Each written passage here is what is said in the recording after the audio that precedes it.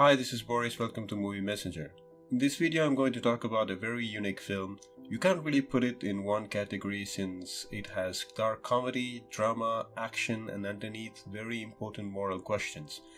I apologize in advance for my voice. I've been sick for the past 3 days, so that out of the way, let's get to it. In Bruges is about a guilt-stricken hitman Ray and his partner who await orders from their ruthless boss in Bruges, Belgium, the last place in the world Ray wants to be. The film was written and directed by McDonagh. I hope I'm pronouncing it correctly. This was his directorial debut feature film. The director got the inspiration to write in Bruges when he was fascinated by the beauty of this wonderfully preserved medieval city, but at the same time the boredom that can easily settle in living there. This might have given birth to the behavior of the two main characters towards the city.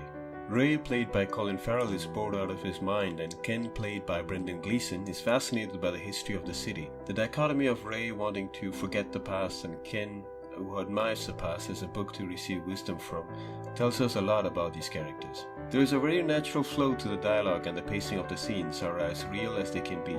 The movie is not trying to balance between drama, comedy, and action. Rather, the screenplay unfolds organically. McDonagh was nominated for Best Writing Original Screenplay for this movie at the 2009 Oscars. To come back to the way this movie can be presented, at first this movie looks like a crime caper. Meaning the caper story is a subgenre of crime fiction. The typical caper story involves one or more crimes, especially thefts, swindles, or occasionally kidnappings, perpetrated by the main characters in full view of the reader.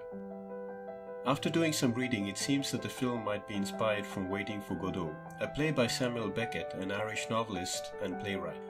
Ray and Ken are also Irish in the movie, if I'm not mistaken. In this play, two characters, Vladimir and Estragon, are waiting for the arrival of someone named Godot, who never arrives. And while waiting, they engage in a variety of discussions and encounter three other characters. Waiting for Godot is considered a tragic comedy in 2 acts. Maybe that's how this movie should be considered, as a tragic comedy.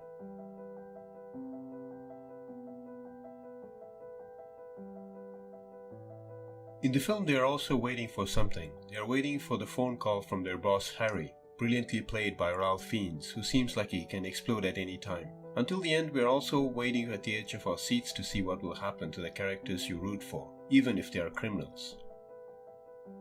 The religious undertones are undeniable, from the murder of the priest to the scene where they are looking at the painting of the Last Judgment, until the end when Ken sort of becomes Ray's guardian angel.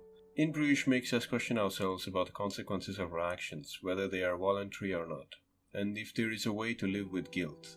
You need to watch the movie to understand the troubling past that is haunting Colin Farrell's character. In my understanding, the film hints that to deal with guilt, you need to move on with life, as it is shown by Ray meeting Chloe, played by Clémence Poésy.